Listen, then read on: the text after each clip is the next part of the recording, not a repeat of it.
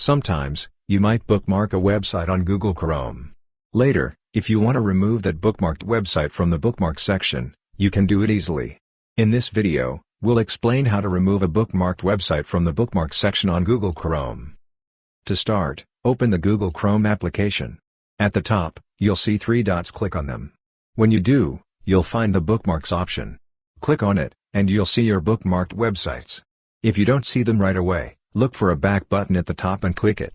If you've created folders, you'll see all of them listed. In my case, I've saved the website in this folder, so I'm selecting it.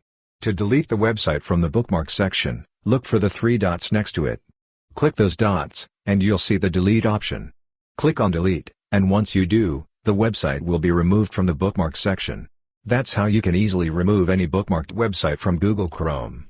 Hope this video was helpful for you. If you found it useful, consider subscribing. See you in the next video.